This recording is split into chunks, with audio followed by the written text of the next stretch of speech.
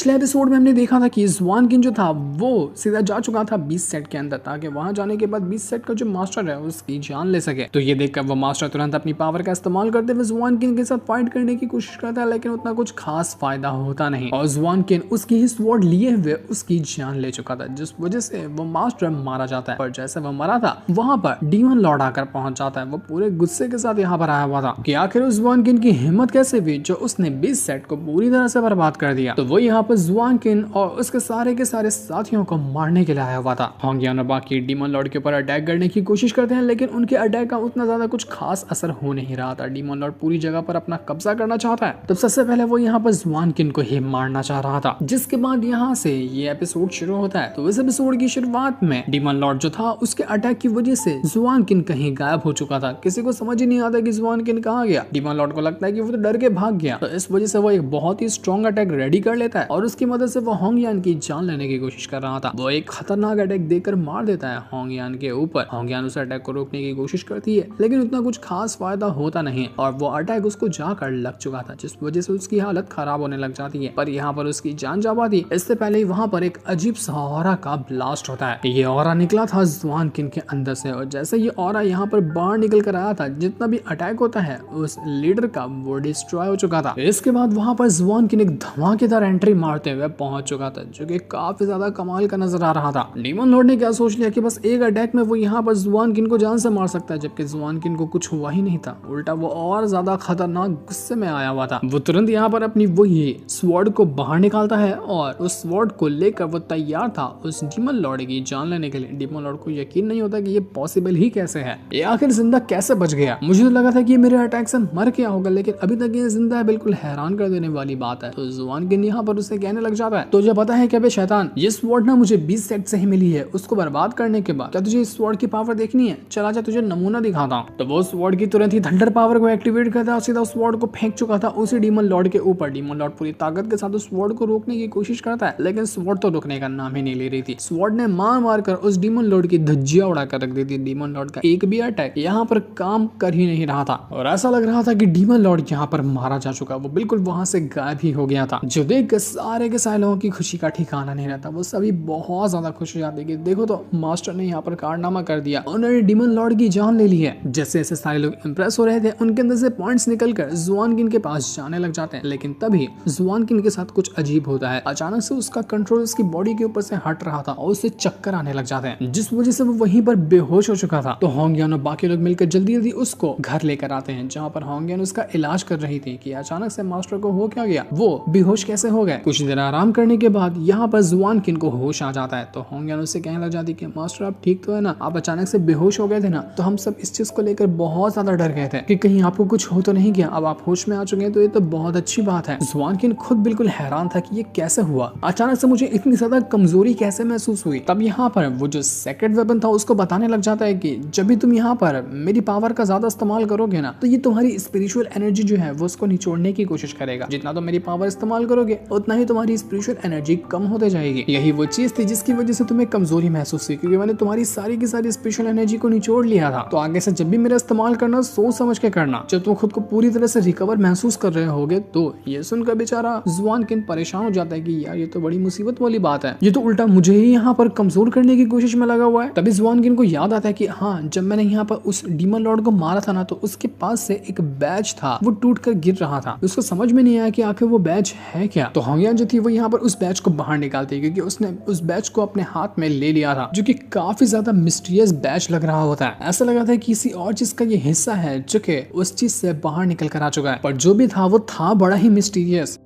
तो ज़ुआन किन सोचने लग जाता है कि आखिर इस तरह की चीजें उस डीमन लॉर्ड के पास क्या कर रही थी। तो होंगियान बताती कि हाँ, ये तो बड़ी अजीब बात है, क्योंकि ये जो चीज है ना वो नॉर्मल नहीं लग रही, बहुत ही ज्यादा एक्स्ट्रा ऑर्डिनरी और काफी मिस्टीरियस लग रही है। हो सकता है कि ये चीज उस डीमन लॉर्ड के लिए बहुत ज्यादा इंपॉर्टेंट रखने वाली चीज हो। लेकिन एक बात मुझे बिल्कुल समझ में नहीं आ रही कि आपकी जो स्वॉर्ड है ना वो है तो बड़ी कमाल की, उसने यहाँ पर उस डीमन लॉर्ड के ऊपर अटैक किया, जिस वजह से वो वहां से गायब हो गया। अब ये कंफर्म तो नहीं है कि वो मर गया था या फिर वो वहां से बचकर भाग गया, लेकिन उसकी हालत तो पूरी तरह से खराब हो गई थी। थी इसकी तो गारंटी है। लेकिन हैरानी वाली बात यह है कि आपके स्वॉर्ड के भी अटैक से ये जो बैज है ना, इसको एक जरा से आंच नहीं आई। ये बैज बिल्कुल वैसा का वैसा ही रह गया, जबकि आपके स्वॉर्ड के अटैक की वजह से ये बैज को तो टूट जाना चाहिए था। अगर कोई मामूली बैच होता तो मतलब साफ है कि ये जो बैज है ना वो उस डीमन लॉर्ड से भी ज्यादा स्ट्रॉन्ग है। इस बैच के अंदर कुछ तो ऐसी खासियत है जो इसको सबसे ज्यादा यूनिक बनाती है। होंगयन जो थी वो थोड़ा दिमाग लगाते हुए एक बड़ा ही खतरनाक प्लान सोचती है। वो कहती है कि मुझे जहां तक के लगता है ना, हो सकता है कि ये जो डीमन लॉर्ड था ना वो किसी और के लिए काम करता था, उससे भी ज्यादा कोई पावरफुल होगा। हो सकता है कि कोई पावरफुल डिमोनिक सेक्ट हो या कुछ और हो जिसने एज अ गिफ्ट के तौर पर,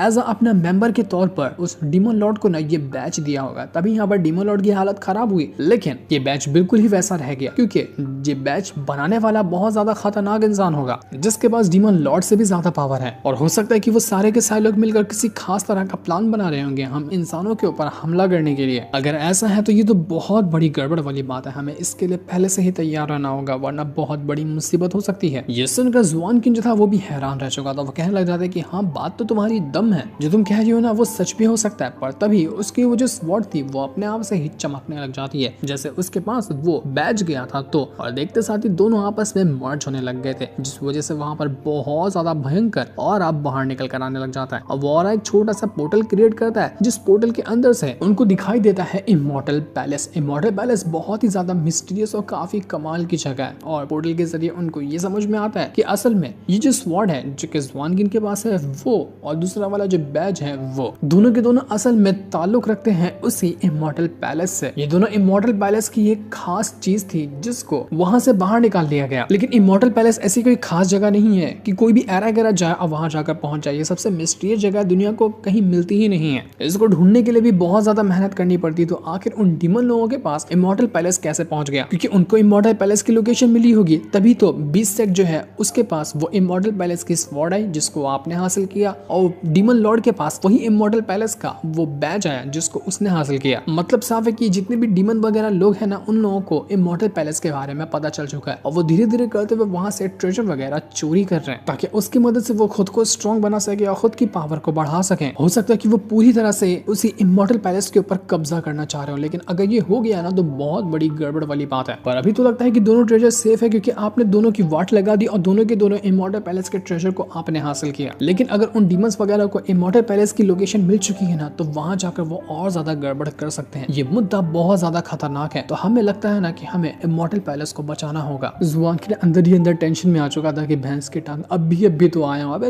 यार 10-15 मिनट नहीं हुआ मुझे यहाँ पर आए हुए, अब ये मुझे किसी और मिशन पे भेजने के लिए तैयार है कि अब मुझे जाकर इमॉर्टल पैलेस को बचाना है। अबे यार कोई सांस लेने तो दो मुझे, गधा मजदूरी कर दे रहा हूँ क्या दिन भर में? जिस चीज का डर था उसको वही चीज यहाँ पर होंगयान कहने भी लग जाती है कि मास्टर देखो, इमॉर्टल पैलेस ना खतरे में है, हमें जाकर उनको बचाना चाहिए ताकि इमॉर्टल पैलेस को कुछ हो ना। तो जुआन कहने लग जाते कि हाँ सही कह रही हो, जाओ जल्दी से और यहाँ के जितने भी मास्टर वगैरह होंगे ना सेट के अंदर, उनको जाकर इसकी खबर कर दो ताकि वो लोग तैयारी के साथ जाएं और इमॉर्टल पैलेस को बचाने की कोशिश करें। तो ये सुनकर होंगयान कहने लग जाते कि मास्टर क्यों ना हम दोनों ही वहां पर चलते हैं ना, वहां जाकर आप तो हैं ही इतने ज्यादा पावरफुल, तो आप तो ऐसा ही तहलका मचा देंगे। इमॉर्टल पैलेस में से जितने भी डीमन वगैरह होंगे वो सभी बच नहीं पाएंगे, तो हम दोनों को ही चलना चाहिए, सबसे बेस्ट तरीका है ना ये, बाकियों को क्यों परेशान करें हम।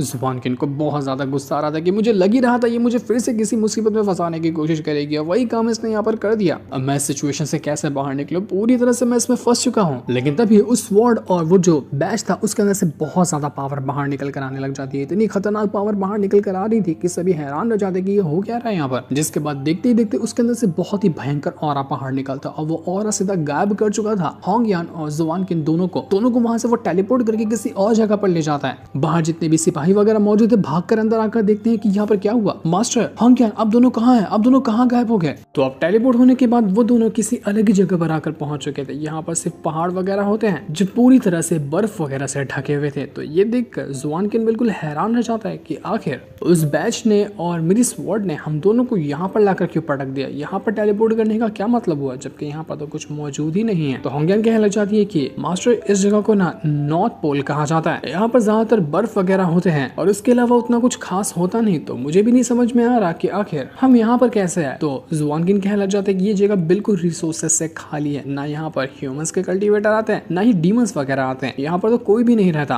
पर तब भी हमें यहाँ पर अगर टेलीपोर्ट किया गया है ना, तो इसका मतलब कुछ ना कुछ तो होगा, इसके पीछे कोई वजह होगी हमें यहाँ पर लाने की। तो हमें इसका पता लगाना है। और तभी वहां पर बहुत सारा ऑरा जो होता है वो आपस में इकट्ठा होना शुरू हो जाता है। इतना ज्यादा ऑरा वहां पर इकट्ठा हो रहा था और वो ऑरा बिल्कुल उस चीज से मैच कर रहा होता है जैसा ऑरा वो सी इमॉर्टल पैलेस के ऑरा से मैच कर रहा था। यानी कि ये ऑरा ये बताने की कोशिश कर रहा था कि इमॉर्टल पैलेस कहीं और नहीं बल्कि यहीं आसपास ही मौजूद है। तो होंगियन कहने लगा देखिए मास्टर, लगता है ना कि इमॉर्टल पैलेस यहाँ पर ही होगा। वो बैज और स्वॉर्ड ने हमें बिना मतलब के यहाँ पर नहीं भेजा है, बल्कि हमें इसलिए भेजा गया ताकि हम यहाँ पर आने के बाद उस इमॉर्टल पैलेस को ढूंढ सकें और इमॉर्टल पैलेस को डीमन से बचा सकें। तो बस अब हमें यहाँ पर उस इमॉर्टल पैलेस को ढूंढना है कि आखिर वो कहाँ पर मौजूद है।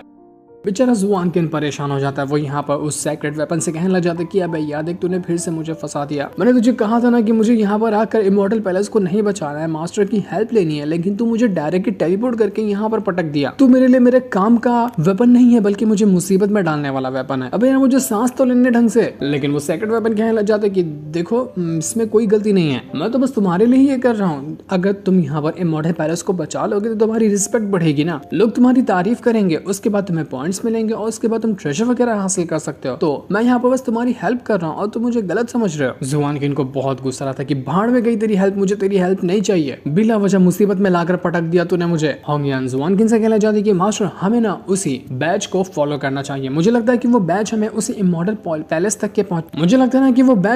इमॉर्टल पैलेस तक के पहुंचा सकता है, जिससे हमारा काम बहुत ज्यादा आसान हो जाएगा। तो जुआन किन यहाँ पर उस बैच को बाहर निकालता है और होंगियन उसमें अपनी पावर की मदद से चेक करने की कोशिश करती है कि क्या ये हमें इमॉर्टल पैलेस की लोकेशन बता सकता है। तो वो बैच उनको एक तरफ इशारा करते हुए अपने ऑरा की मदद से बताने की कोशिश में लगा हुआ था कि तुम वहां जाओगे तो वहां पर इमॉर्टल पैलेस हो सकता है। तो बिना समय गंवाए यहाँ पर होंगियन जुआन किन को लेकर उसी ओर बढ़ना शुरू कर देती है ताकि वो दोनों वहां पर जाने के बाद इमॉर्टल पैलेस को ढूंढ सकें। रास्ते में जुआन किन परेशान था कि मेरे पास तो अभी कुछ भी नहीं है, अब इमॉर्टल पैलेस के अंदर जाऊंगा, वहां पर किसी भारी मुसीबत से सामना हो गया तो मैं खुद का बचाव कैसे करूंगा। थोड़ी तैयारी करके जाना पड़ेगा, मुझे मेरे उसी सेक्रेट वेपन से हेल्प लेनी होगी। वो अपने स्पिरिचुअल वर्ल्ड के अंदर चला जाता है और सेक्रेट वेपन से कहने लग जाता है कि अबे यार मुझे कुछ दे, तो तूने मुझे लाकर यहाँ पे फंसा दिया, तो ऐसी कमाल की चीज दे जिसकी मदद से मैं खुद को प्रोटेक्ट कर सकता हूँ। तो ये सुनते साथ ही सेक्रेट वेपन उसको एक बॉक्स देता है जिसमें किसी खास तरह का पाउडर होगा। वो पाउडर यहाँ पर जुआन किन को किसी भी आने वाली मुसीबत से बचाने की कोशिश करेगा ताकि जुआन किन को चोट वगैरह ना लग जाए, वो खुद का बचाव कर सके। सेक्रेट वेपन कहने लग जाता है कि तुम्हारे पास अभी जितने रिस्पेक्ट वाले पॉइंट्स है ना, उसके बदले खाली मेरे पास ये पाउडर ही है तुम्हें देने के लिए, इसलिए जो दिया है उसमें खुश रहो वरना मैं इसको वापस रख लूंगा। तो जुआन किन कहना चाहते कि अरे नहीं नहीं लाओ, इसे ही दे दो कम से कम मुझे। वैसे तुम इस तरह की ही चीजें देते हो जो मुझे प्रोटेक्ट करे, जो मुझे बचा कर रखे, इसका मतलब तुम मुझे मारना नहीं चाहते हो ना, बड़ी बड़ी मुसीबत में डालकर। तो सेक्रेट वेपन कहने जाते कि नहीं नहीं मैं तुम्हें क्यों मारूंगा, बल्कि मेरा काम ही है कि मैं तुम्हें प्रोटेक्ट करके रखूं, क्योंकि अगर तुम जिंदा हो तो तुम्हारे जरिए मैं जिंदा रहूंगा, वरना तुम्हारे बगैर तो मैं वैसे भी खत्म हो जाऊंगा। तो जो चीज मिला था जुआन किन उसी को लेकर वापस से इमॉर्टल पैलेस की तरफ बढ़ना शुरू कर देता है। लेकिन जैसे ये दोनों यहाँ पर से आगे बढ़ रहे थे, उनको सामने एक लड़की नजर आती है। वो किसी से बचकर भाग रही थी, अपनी जान बचाते हुए वो बड़ी तेजी के साथ भाग रही होती है, लेकिन उसके पीछे एक डीमन पड़ा हुआ था। वो उसके ऊपर अटैक करने की कोशिश कर रहा होता है, लेकिन वो लड़की अपनी पावर का इस्तेमाल करते हुए उस डीमन के अटैक से बचने की कोशिश तो करती, लेकिन वो डीमन था बड़ा ही स्ट्रॉन्ग, इस वजह से वो लड़की उसका मुकाबला नहीं कर पाती। वो डीमन उससे कहना लग जाते कि देख लड़की, मेरे सामने अगर आकर तू अपनी जान की भीख मांगती है ना, तो मैं तुझे छोड़ने के लिए तैयार हूँ, वरना मैं यहाँ पर तुझे इतने टुकड़े में काट दूंगा कि किसी को तेरे टुकड़े नहीं मिलेंगे, इसलिए मेरे सामने झुक कर मेरे सामने गिड़गिड़ा अपनी जान की भीख मांग। तो ये सुनकर वो लड़की कहने लग जाती कि भाड़ में जाओ, तुम्हें क्या लगता है कि मैं यहाँ पर किसी के सामने झुक सकती हूँ? नहीं, मैं अपनी जान दे सकती हूँ, लेकिन किसी के सामने झुकना मुझे सिखाया ही नहीं गया। वो उस डीमन के ऊपर और भी कई सारे अटैक करने की कोशिश करती है, लेकिन वो डीमन था बड़ा स्ट्रॉन्ग, तो उसके ऊपर एक भी अटैक का असर ही नहीं होता, चाहे वो कितना भी अटैक क्यों ना कर ले। ऐसा लग रहा था कि वो यहाँ पर उस डीमन का बाल तक पाकर नहीं कर पाएगी और वो डीमन उसकी जान ले लेगा। दूर से यहाँ पर जुआन की जब ये चीज देखता है तो वो होंगियन से कहने लग जाता है कि होंगियन, क्या तुम्हें पता है ये लड़की है कौन, क्या तुम इसको जानती हो? तो होंगियन कहने लग जाती कि ऐसा दावे से तो नहीं कह सकते, लेकिन मुझे लगता है कि ये लड़की यान रॉन्ग है, लियोन वैली की एक कल्टीवेटर। तो जुआन किन कहना जाता है कि लियोन वैली क्या है, क्या लियोन वैली के अंदर ह्यूमन पाथ के कल्टीवेटर रहते हैं या फिर डिमोनिक पाथ के कल्टीवेटर रहते हैं? तो होंगयान बताने लग जाती है कि वो सारे के सारे ह्यूमंस ही है, लियोन वैली के अंदर सभी ह्यूमंस रहते हैं, लेकिन एक बात ये है कि वो सारे के सारे कमजोर हैं, उनका सेक्ट उतना पावरफुल नहीं है। वो सारे के सारे लोग खाली अपनी थंडर की टेक्निक का इस्तेमाल करते हैं, उसी को प्रैक्टिस करते हैं, उसी के ऊपर डिपेंड करते हैं कि अगर कोई भी मुसीबत आ गई तो बस ये थंडर की पावर ही उन्हें बचाएगी, जबकि ऐसा नहीं है। वो कई सारी बैटल इसी तरह से हार जाते हैं। तो जुआन किंग कहने लग जाता है कि दूसरा वाला जो बंदा है वो कौन है, क्या तुम उसके बारे में कुछ जानती हो? तो वो होंगयान कहने लग जाती है कि दूसरा लड़का जो लग रहा है ना वो एक डीमन है, और हो सकता है कि वो जो जीमा दाओ था उसका साथी वगैरह थे ना, उनमें से कोई होगा। अब डीमन का यहाँ पर होने का ये मतलब है कि डीमन सेट के जितने भी बंदे हैं ना वो ऑलरेडी यहाँ पर आ चुके हैं इमॉर्टल पैलेस के अंदर, तो हमें जो भी करना होगा वो जल्द से जल्द करना होगा। तो ये सुनकर जुआन किंग कहने लग जाते हैं कि होंगयान क्या तुम्हें कुछ प्रॉब्लम है अगर मैं जाकर इस लड़की की जान बचा लूं? तो इस डीमन की धज्जियां उड़ाते हुए हमारे पास इतना तो टाइम है ही ना। तो होंगयान को भी इसमें कोई आपत्ति नहीं थी कि नहीं नहीं बिल्कुल हम जाकर इस लड़की को बचाते हैं ना, किसी की जान बचाना तो ये तो बहुत अच्छी बात होती है। तो इस वजह से होंगयान और जुआन किंग दोनों उस यानरोंग को बचाने के लिए जा चुके थे। तो वही यानरोंग जो थी वो भागते भागते बहुत ज्यादा थक जाती है, वो अब आगे बढ़ने की हिम्मत में बिल्कुल भी नहीं थी, उसकी हालत एकदम खराब हो चुकी थी, लेकिन फिर भी वो हिम्मत नहीं हारती। वो अभी भी यहाँ पर उस डीमन से लड़ने को तैयार थी कि वो यहाँ पर मरेगी या फिर डीमन को मार डालेगी, लेकिन वो उसके हाथों नहीं आने वाली। तो ये देखकर डीमन अपनी और ज्यादा पावर का इस्तेमाल करते हुए उस यानरोंग के ऊपर एक से बढ़कर एक अटैक करने लग जाता है। वो यहाँ पर यानरोंग की हालत और ज्यादा खराब कर चुका था, लेकिन फिर भी यानरोंग की जान हल्की हल्की बची थी, पर वो इतनी ज्यादा थक चुकी थी कि अब वो किसी भी चीज को करने की हालत में नहीं होती है। इसी चीज का फायदा उठाते हुए वो डीमन और भी ज्यादा उसके ऊपर अटैक करने लग जाता है और एक घसीट के पंच क्या मार देता है कि उस यानरोंग की हालत खराब हो चुकी थी। वो उसे कहने लग जाता है कि तुमने फाइट तो अच्छी की, लेकिन चलो बस अब तुम्हारा नाटक खत्म हो चुका है, तुम बस यहाँ पर खुद को सरेंडर करो और मुझे बताओ कि आखिर वो इमॉर्टल पैलेस मुझे कहाँ मिलेगा, क्योंकि मैं इमॉर्टल पैलेस के अंदर जाना चाहता हूँ और तुम हो कि तुम जानती हो इमॉर्टल पैलेस कहाँ है, इसलिए अगर तुम मुझे वहां तक ले जाती हो ना तो मैं यहाँ पर तुम्हें जिंदा छोड़ सकता हूँ, वरना तुम्हारे हालात जो खराब करूंगा ना मैं, उसके बारे में तुम सोच भी नहीं सकती। लेकिन वो यानरोंग अभी भी मानने को तैयार नहीं थी। वो कहती है कि भाड़ में जाओ, तुम्हें मुझे मारना है ना तो बिल्कुल मार सकते हो, लेकिन मैं तुम्हें नहीं बताने वाले कि इमॉर्टल पैलेस कहाँ है। अगर बता दिया तो तुम इमॉर्टल पैलेस को जाकर पूरी तरह से बर्बाद कर दोगे। तो ये सुनकर वो डीमन भड़क जाता है और यहाँ पर उस यानरोंग को जान से मारने की कोशिश कराता है, लेकिन जैसे वो ये कर पाता है कि तभी वहां पर जुआन किंग आ जाता है और अपना जैसा उसने ऑरा एक्टिवेट किया था वो डीमन उड़कर दूर फेंका जाता है। उसकी हालत पूरी तरह से खराब हो चुकी थी। वो एकदम गुस्से में जुआन किंग से कहना चाहता है कि अबे तू है कौन, तेरी हिम्मत कैसे हुई यहाँ पर आने की, तू जानता भी है कि मैं कौन हूँ, मैं तेरी जान ले लूंगा, मैं एक डीमन हूँ, तो बताएगा कि असल में तू है कौन। तो ये सुनकर जुआन किंग अपनी पावर को एक्टिवेट करते हुए अपनी बड़ी वाली मार्शल स्पिरिट को बाहर निकालते हुए उससे कहता है कि तेरी औकात ही नहीं है कि तुम मेरे बारे में जान सके। होंगयान भी यहाँ पर उस डीमन से कहने लग जाती है कि तूने मेरे मास्टर से पंगा लेकर ना बहुत बड़ी गलती की, अब वो यहाँ पर तुझे छोड़ेंगे नहीं, तू मरने वाला है। पर जब यहाँ पर वो डीमन होंगयान को देखता है वो समझ जाता है कि तुम तो एम्प्रेस होंगयान हो ना, इसका मतलब ये डिवाइन एम्परर होगा जिसके चर्चे हर जगह चल रहे हैं। उसकी डिवाइन एम्परर को देखते साथ ही यहाँ पर फटकर हाथ में आ चुकी थी। वो कहने लग जाता है अपने मन के अंदर कि यहाँ पर तो मुझे बस इमॉर्टल पैलेस को हासिल करना था, अगर मैंने यहाँ पर इस डिवाइन एम्परर से पंगा ले लिया ना तो ये पक्का मेरी जान ले लेगा। भाड़ में गए इमॉर्टल पैलेस, मुझे वो नहीं चाहिए, मुझे मेरी जान प्यारी है। तो जैसे यहाँ पर जुआन किंग उसकी जान का लेने वाला था कि वो डीमन तुरंत अपनी जान बचाते हुए वहां से भागने लग जाता है। एकदम दुम दबाकर वो वहां से भाग चुका था। जुआन किंग ये देखकर हैरान रह जाता है कि अरे वाह, ये तो बड़ा आसान काम था, मुझे नहीं लगा था कि ये इतनी जल्दी डर के मारे इस तरह से भागेगा, मैंने तो कुछ किया ही नहीं, मेरा जलवा देखकर ये भाग गया। इसी को तो कहते हैं दहशत, रिस्पेक्ट, जिसकी वजह से मैं इतने बड़े बड़े खतरे मोल लेने के लिए तैयार हुआ हूँ। होंगयान यहाँ पर जुआन किंग से कहने लग जाते कि मास्टर क्या हमें उसका पीछा करना चाहिए, उसका पीछा करके उसकी जान लेनी चाहिए क्या? तो जुआन किंग कहने लग जाते कि उसको छोड़ो, उसको तो हम बाद में भी मार लेंगे, पर जाके पहले इस यानरोंग को बचाओ, इसकी हालत खराब है। तो वो दोनों जाते हैं यानरोंग को बचाने के लिए ताकि उसको ठीक कर सके। वो उसे कहते हैं कि देखो हम हेवन पाथ के कल्टीवेटर हैं, हम डीमन वगैरह नहीं है, तो तुम हमारे पर भरोसा कर सकती हो। वैसे आखिर ये डीमन तुम्हारे पीछे पड़ा हुआ क्यों था? तो वो यानरोंग बताने लग जाती है कि वो डीमन मुझसे पूछना चाह रहा था कि क्या मुझे उसी इमॉर्टल पैलेस की लोकेशन पता है,